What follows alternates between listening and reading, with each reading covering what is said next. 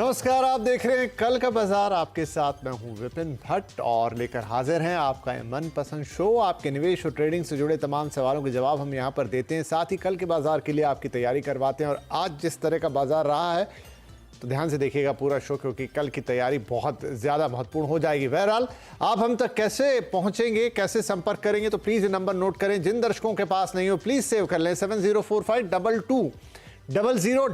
WhatsApp number है हमारा। सवाल भेजना बेहद आसान, बस अपना सवाल भेजिए और इस शो पर उसका जवाब पाइए। आपका पसंदीदा शो कल का बाजार फेसबुक और एक्स पर भी लाइव है, तो जो भी दर्शक हमें वहां देख रहे हैं प्लीज़ कमेंट बॉक्स में जाके अपने सवाल भेजें। हम लाइव इसी शो में आपके उन सवालों के जवाब देंगे। तो ये तो हुई बात कि आप किस तरीके से हम तक पहुंचेंगे और हमारे सवालों को, आपके सवालों का हम यहाँ जवाब देंगे। और आपके सवालों के जवाब देने के लिए आज हमने किसे आमंत्रित किया है? कार्यक्रम में शामिल हो रहे हैं manasjaiswal.com के टेक्निकल एनालिस्ट मानस जायसवाल। सर बहुत बहुत स्वागत है आपका। और कल की तैयारी करेंगे आपके साथ, साथ ही दर्शकों के सवाल भी होंगे। लेकिन उससे पहले आज का बाजार, तो आज बाजार में कोहराम था। ग्लोबल बाजारों में आज बिकवाली की सुनामी आई और उस सुनामी में भारतीय बाजार भी बह गए। बिकवाली का ऐसा सैलाब देखने को मिला कि निवेशकों के एक झटके में 15 लाख करोड़ रुपए साफ हो गए। सेंसेक्स 2200 पॉइंट तक टूटा। निफ्टी ने भी बजट डे वाला लेवल तोड़ दिया। सबसे बुरा हाल मिड और स्मॉल कैप शेयरों में था। रियल्टी, मेटल इंडेक्स तमाम 4% से ज़्यादा आज टूट के बंद हुए हैं। ऑटो आईटी शेयरों में भी आज भारी बिकवाली का दिन था, तो चारों तरफ कत्ले आम। इस बीच बड़ा इंटरेस्टिंग होगा ये देखना कि आज हुआ क्या। एफआईआईज ने क्या किया, डीआईआईज ने क्या किया। एफआईआईज का आंकड़ा रेयर होता है इतनी बड़ी बिकवाली का। 10,000 करोड़ रुपए से ज़्यादा की बिकवाली की। जो पैनिक आया, और ये पैनिक या ये बिकवाली कितनी बड़ी हो सकती थी अगर उसके सामने डीआईआईज करीब करीब उतनी ही 9,155 करोड़ रुपए से ज़्यादा की खरीदारी ना करते, तो जो इंडेक्स अभी आपको 2200 पॉइंट या 650 पॉइंट ये सब टूटे हुए दिख रहे हैं, समझ लीजिए यहाँ से दुगना फिगर होता। तो अब ऐसे में कल का बाजार किस तरफ जाएगा? क्या ये सुनामी कल भी अपना असर दिखाएगी? क्या कल भी दुनिया भर के बाजारों में इसी तरह का कोहराम होगा और हमारे बाजारों पर भी यही असर होगा? और एक और बात जो कही जाती कि हर गिरावट खरीदारी का मौका होती है, तो क्या यहाँ पर भी एक बड़ा मौका बन रहा है? मानस साहब, कई सवाल होंगे जो दर्शकों के मन में होंगे। शुरुआत इसी से कि आज के बाजार को देखते हुए कल के लिए हम क्या प्रेडिक्शंस लगाएंगे? नमस्कार विपिन जी। तो देखिए, जो क्लोजिंग थी वो तो डेफिनेटली खराब थी। हालांकि निफ्टी ने 50 डे मूविंग एवरेज को टेस्ट करके वहां पे एक छोटा सा पुल बैक जरूर दिखाया। लेकिन हम अगर क्लोजिंग बेसिस पे बात करें तो ध्यान रखिए, ये जो बजट डे वाले दिन लो बना था 24,074 के आसपास, उसके नीचे की क्लोजिंग देखने को मिली है। तो उस हिसाब से देखें तो ये जो क्लोजिंग थी वो खराब थी। अब अगर देखिए, आज का जो लो है वो बहुत इंपॉर्टेंट है। 23,893 ये लेवल अगर कल ब्रीच होते हैं तो गिरावट बढ़ेगी और उस केस में 100 मूविंग एवरेज जो कि 23,250 के आसपास है, निफ्टी उसको टेस्ट कर सकता है। तो स्ट्रक्चर निगेटिव है। इस गिरावट पे खरीदारी ना करें।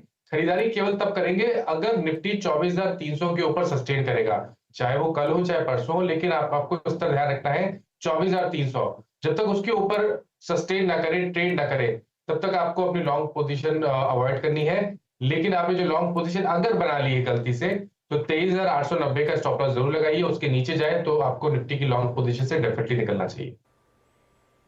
ओके, तो आप कह रहे हैं 23,250 तक के लेवल दिख सकते हैं। आपको खरीदारी 23,300 के ऊपर ही करनी है, राइट सर?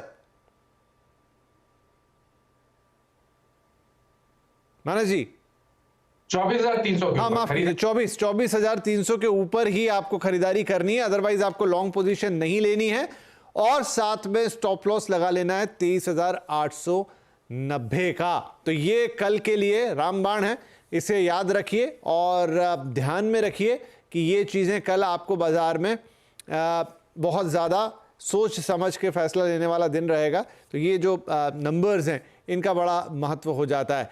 इसके अलावा मानस जी, अगर हम पूरा मार्केट देखें और आज जिस तरह की स्थिति बनी और पूरा हाहाकार मचा, क्योंकि ये सब बाहर से आ रहा है और इसमें से कुछ फैक्टर्स तो अभी भी बरकरार रहेंगे। चलिए, जॉब डेटा अमेरिका का एब्जॉर्ब हो गया, जापान की दिक्कत को आपने एब्जॉर्ब कर लिया, लेकिन ये जो मिडिल ईस्ट का टेंशन है ये तो किस करवट बैठेगा कोई नहीं जानता। तो क्या अभी भी बाजारों में वो थोड़ा पैनिक वाली स्थिति देखने को मिलेगी ग्लोबली?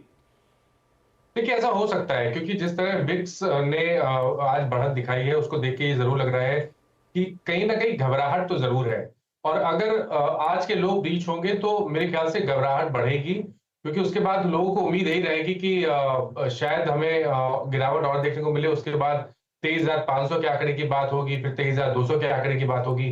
तो अगर हम विक्स के हिसाब से देखें तो डेफिनेटली घबराहट बढ़ने के चांसेस ज्यादा लगते हैं। इसीलिए मैंने बोला कि अभी खरीदारी करना अवॉइड करना चाहिए। एग्रेसिव होकर खरीदारी ना करें। आप निवेशक हैं, आप आपके पास पोजीशन है आने वाले 2 से 3 साल के लिए, 1 से 1.5 साल के लिए, तो आप वहां पर पोजीशन में बने रह सकते हैं, लेकिन फ्रेश खरीदारी से थोड़ा दूर रहे तो बेहतर रहेगा।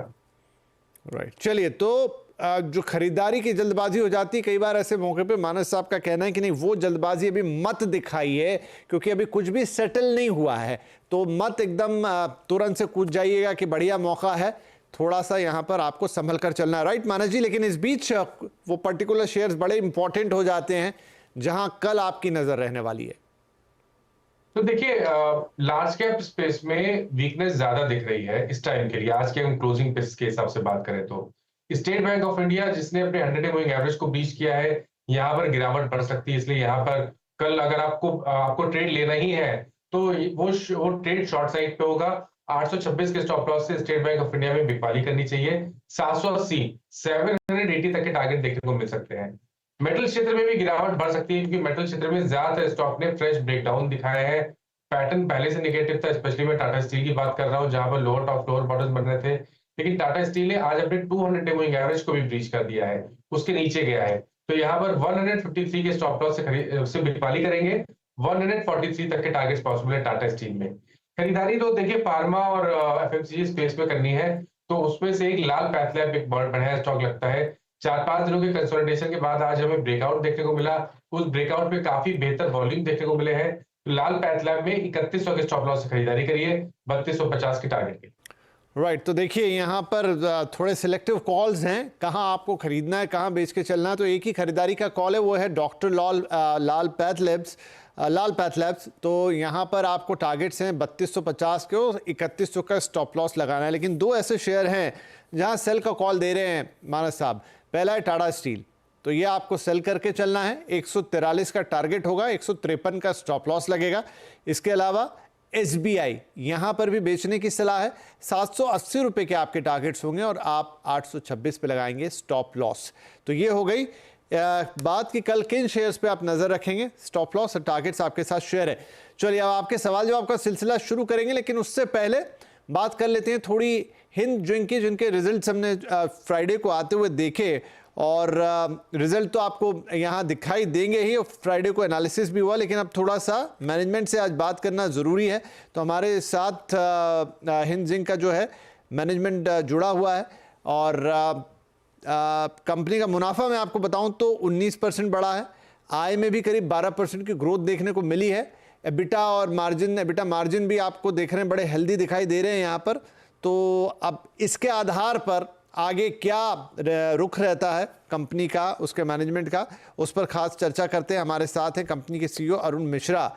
तो मिश्रा जी, पहले तो मैं आपसे ही जानना चाहूंगा कि आपकी नज़र में ये नतीजे कैसे हैं? तो काफी अच्छा रहा हम लोगों के लिए, क्योंकि हमने सबसे अधिक जो माइंड मेटल है, जो मेटल इन कंसेंट्रेट बोलिए, माइंड मेटल बोलिए, 263,000 टन हमने प्रोड्यूस किया है। और जो फिनिश गुड्स है हमारा मेटल जो बाजार में बिकता है जिंक और लेड का फॉर्म में, वो करीब 262,000 टन हमने प्रोड्यूस किया है। और हमारा सिल्वर प्रोडक्शन थोड़ा सा कम रहा, 167 टन हमने प्रोड्यूस किया है इस क्वार्टर में। थोड़ा सा कम है, लेकिन ये पाइपलाइन में है सिल्वर, क्योंकि हमने प्रोडक्शन का प्रोसेस को बीच क्वार्टर में चेंज किया है।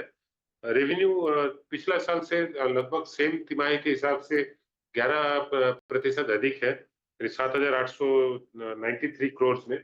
और एबिटा 3,946 करोड़, पिछला साल सेम क्वार्टर से 17% अधिक है। हमारा पैट जो है वो 2,345 करोड़ में लास्ट ईयर से करीब 19% ज्यादा है। ओवरऑल अच्छा है। First this quarter zinc prices भी करीब 2400 या 2400 से शुरू हुआ था, वो बढ़ करके $3,000 तक पहुंचा। फिर क्वार्टर खत्म होते होते $2900 में खत्म हुआ, तो एवरेज प्राइस हमको अच्छा मिला है। सिल्वर का भी प्राइस काफी अच्छा मिला है, $26 से बढ़ के $30-31 तक पहुंचा था, तो एवरेज प्राइस हमको अच्छा मिला है इस महीना। तो ओवरऑल अच्छा आउटपुट है फ्रॉम हिंदुस्तान जिंक से। ठीक है मिश्रा जी, तो ये तो बात हो गई नतीजों की, लेकिन अब यहाँ से लुकिंग फॉरवर्ड अगले 12 से 18 महीने में क्या प्लान्स हैं कंपनी के?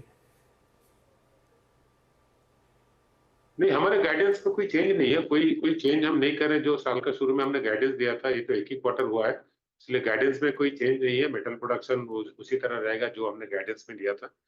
एज फार एज कैपेक्स का कंसर्न, कैपेक्स हमारा करीब 2500-3000 करोड़ का कैपेक्स रहेगा। तो वो जो अभी हमारा प्रोजेक्ट चल रहा है, एक 160,000 टन पर एनम का रोस्टर लगा रहे हैं, एक फर्टिलाइजर प्लांट हम लोग बना रहे हैं, प्लस हमारा कुछ सस्टेनेंस प्रोजेक्ट्स, कुछ हाई पेबैक इनिशिएटिव्स, ये चलता रहता है, तो उसी में हम लोग खर्चा कर रहे हैं अभी। ठीक है, बहुत शुक्रिया सर हमसे बातचीत करने के लिए। तो ये थे हिंद जिंक के CEO मिश्रा जी, और बात कर रहे थे हम उनसे नतीजों के बारे में। चलिए आगे बढ़ जाते हैं। तो वैसे मानस साहब, हिंद जिंक पे आपका क्या कहना है? कोई कॉल आपकी तरफ से? देखिए, जिस तरह मैंने अभी थोड़ी देर पहले बोला कि मेटल क्षेत्र के ज्यादातर स्टॉक चार्ट्स पे अच्छे नहीं लग रहे हैं, तो उनमें से हिंदुस्तान जिंक भी है, क्योंकि ये 650 के ऊपर सस्टेन नहीं कर पा रहा है। हालांकि लोअर लिमिट पे 597 पे एक सपोर्ट है। अगर किसी के पास लॉन्ग पोजीशन है तो 597 का स्टॉप लॉस लगाइए, लेकिन फ्रेश खरीदारी केवल 660 के ऊपर करेंगे। ठीक है, 660 के ऊपर ही फ्रेश खरीदारी, और अगर है ऑलरेडी तो 600, माफ कीजिए 500, 597 97 पर आप स्टॉप लॉस लगाई गए। चलिए फटाफट सवाल लेना शुरू करते हैं। जगदीश चावड़ा साहब है राजकोट से हमारे पहले कॉलर। जगदीश जी, बहुत स्वागत है आपका। क्या सवाल रहेगा? हाँ जी। हाँ जी सर, HBL पावर लिया है मैंने। HBL पावर क्या भाव पे था सर? वो लिया है मैंने 310 रुपए पे। 310 रुपए पे लिया है कि 150 रुपए पे 300 शेयर लिए हैं? सॉरी 150 रुपए पे, ठीक है, 300 शेयर लिए हैं। ठीक है, चलिए बढ़िया है। देखिए, नहीं तो आपका मुनाफा बहुत कम हो जाता। अभी 417 रुपए का मुनाफा है आपके पास हर शेयर पर। 300 शेयर है इनके पास मानस जी, और अच्छा मुनाफा है। क्या सलाह रहेगी? तो देखिए, यहाँ पर काफी अच्छे प्रॉफिट पे बैठे हैं, तो मेरे ख्याल से एक बार प्रॉफिट को थोड़ा बुक कर लेना अच्छा रहेगा। अगर 50% एक प्रॉफिट बुक कर ले और 50% पे 490 का स्टॉप लॉस लगा लीजिए। अगर 490 के नीचे जाए तो 50% क्वांटिटी में भी प्रॉफिट बुक करना चाहिए। पर फिलहाल के लिए तो मेरी एडवाइस ये रहेगी कि 50% क्वांटिटी एक बार बुक कर लेना चाहिए। चलिए 50% या 150 शेयर बेच दीजिए, उसका जो मुनाफा है बाकी फ्री हो जाएंगे, और 490 का स्टॉप लॉस यहाँ पे लगा के रखिएगा। राइट, आगे बढ़े। अब्बास अली साहब मुंबई से। अब्बास जी, बहुत स्वागत है आपका। क्या सवाल रहेगा सर? सर, मेरे पास अडानी पोर्ट्स है, 1255 शेयर है। ओके जी। और दूसरा है टाटा मोटर्स, 32 शेयर, 614 के एवरेज है। ठीक है, बढ़िया है। और दोनों पे लॉन्ग टर्म व्यू है, लॉन्ग टर्म व्यू चाहता हूँ। ठीक है, तो टाटा मोटर्स में बढ़िया फायदा, 400 रुपए का फायदा आपको हर शेयर पे, 400 से ज्यादा ही थोड़ा। टाटा मोटर्स पे सर क्या राय रहेगी इनके लिए? तो देखिए, टाटा मोटर्स में जैसे इन्होंने बताया कि लॉन्ग टर्म के हिसाब से पूछना चाहते हैं, तो मेरी राय ये रहेगी कि लॉन्ग टर्म के हिसाब से टाटा मोटर्स में बने रहना चाहिए। देखिए, यहाँ पर ट्रेंड नेगेटिव तभी होगा जब स्टॉक 900 रुपए के नीचे की क्लोजिंग देगा। उसके पहले यहाँ पर एग्जिट कर लेना मेरे ख्याल से ठीक नहीं है। 900 पे ही 200 मूविंग एवरेज भी है, 900 पे ही 50 वीक मूविंग एवरेज भी आता है। तो आपको 890 के स्टॉप लॉस से टाटा मोटर्स में बने रहना है। Medium to long term trend positive लगता है, और मेरा समझना ये है कि अगर 6 महीने स्टॉक को होल्ड किया जाए तो शायद आपको 1250 तक के टारगेट भी देखने को मिल सकते हैं। ठीक है, 6 महीने में 1250 भी दिखा सकता है टाटा मोटर्स। तो 890 के स्टॉप लॉस के साथ प्लीज इसे होल्ड कीजिए, सलाह टाटा मोटर्स पर। दूसरा था इनका अडानी पोर्ट, 1250 के भाव पर इनके पास 25 शेयर, अभी 1493 पर है, यानी यहाँ पर भी मुनाफा है। क्या करना चाहिए सर इसमें? आगे होल्ड करें? लॉन्ग टर्म के लिए तो बिल्कुल होल्ड करना चाहिए। शॉर्ट टर्म के लिए थोड़ी वीकनेस लग रही है, शायद ये 1400 तक करेक्ट हो जाए। लेकिन लोअर लेवल पे देखिए तो मेरे ख्याल से 1320 के आसपास एक बहुत ही स्ट्रॉन्ग सपोर्ट है। जब तक उसके ऊपर ट्रेड करता रहे, लॉन्ग टर्म के हिसाब से बने रहना चाहिए। ठीक है, 1320 ये लेवल याद रखिए और लॉन्ग टर्म के लिए बने रहिए इसमें। आगे बढ़ते हैं। मयूर मंगूकिया साहब हैं, सूरत से हमें कॉल कर रहे हैं। मयूर साहब, बहुत स्वागत है। क्या खरीदा हुआ है आपने? जी नमस्कार। नमस्कार सर। और मेरे पास एबी कैपिटल का शेयर है, 500 शेयर है। AB कैपिटल 500, भाव बताएंगे प्लीज? 335 के भाव। 335 रुपए के। इसमें बने रहूं या एवरेज कौन से लेवल पे एवरेज करूं? अच्छा ठीक है, तो देखिए अभी तो जो है ये 235 आपने बोला है, 335, जरा क्लियरिटी लेंगे आपसे। हाँ 300 पे। 335 पे खरीदा था आपने? हाँ ठीक है, थोड़ा नुकसान ज़्यादा है फिर यहाँ तो, 129 रुपए का पर शेयर नुकसान हो गया इनको आदित्य बिरला कैपिटल में। सर थोड़ा ऊंचे भाव में ले गए, अभी के लिहाज से क्या करना चाहिए? मेरे ख्याल से कहीं ना कहीं प्राइस में उन्होंने गलत बताए हैं, क्योंकि 335 का तो भाव आया नहीं है अभी कैपिटल का। अब मेरे ख्याल से 235 रुपए होगा। हाँ वो 235 उन्होंने भेजा भी है, लेकिन शायद कंफ्यूज हो रहे हैं, हम 235 पकड़ के ही बात कर लेते हैं। तो देखिए स्टॉक ऑलरेडी करेक्ट हो चुका है, 245 से 200 रुपए तक स्टॉक करेक्ट हुआ है। 200 मूविंग एवरेज पे आज सपोर्ट लिया, वहां पे एक छोटा सा पुल बैक देखने को मिला है। लेकिन ट्रेंड देखिए पॉजिटिव तभी होगा जब स्टॉक 216 रुपए के ऊपर निकलेगा। अगर 216 रुपए के ऊपर के भाव देखने को मिले तब तो अपनी पोजीशन में बने रह सकते हैं, पोजीशन को ऐड कर सकते हैं। बट फिलहाल के लिए एक सपोर्ट दिखता है 195 के आसपास, वहीं आपको स्टॉप लॉस लगा के अपनी पोजीशन में बने रहना है। एग्रेसिव होकर खरीदारी कर सकते हैं 216 रुपए के ऊपर, और या तो आप एवरेज करना चाहें तो एवरेज भी कर सकते हैं, बट अभी के लिए बने रहिए 194 के स्टॉप लॉस के साथ। ठीक है, 194 195 ये स्टॉप लॉस आपको लगा लेना है। 216 रुपए के ऊपर है तो फिर आप यहाँ पर उसमें खरीदारी करके भी चल सकते हैं। 195 रुपए के साथ होल्ड करने की सलाह। इसी के साथ हमारे लिए वक्त एक छोटे से ब्रेक का, ब्रेक के बाद कुछ और सवाल।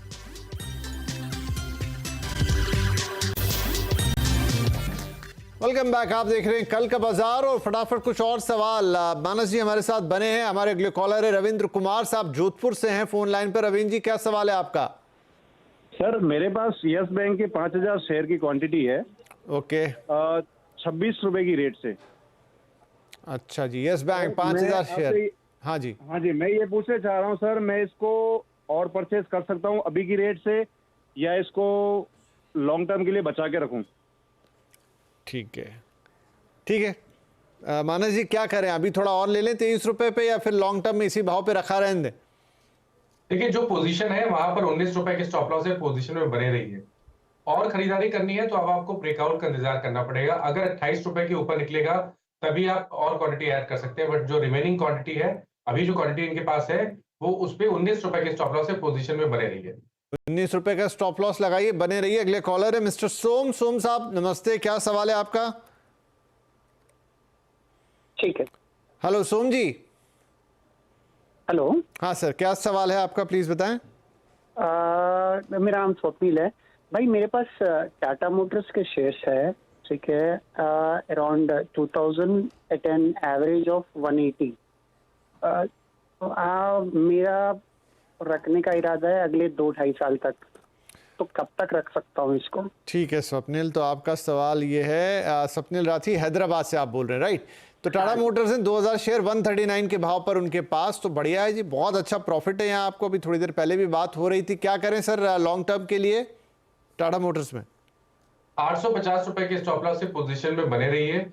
Medium to long term trend positive लगता है और 1250 तक के टारगेट आपको शायद 3 से 6 महीने में देखने को मिल सकते हैं, लेकिन स्टॉप लॉस आपको 850 का ही लगाना पड़ेगा। ठीक है, 850 के स्टॉप लॉस के साथ आप बने रहिए स्टॉक के अंदर, आगे बढ़िया लेवल्स देखने को मिलेंगे। चलिए, लेकिन आज समय बहुत जल्दी बीता क्योंकि कल आज के बाजार में काफ़ी कुछ था और बहुत सारी बातें हैं, ध्यान रखिएगा ज़रूर। और 24,300 ये लेवल बताया था आज मानस जी ने, इसके ऊपर ही खरीदारी करने की सलाह है कल के लिए।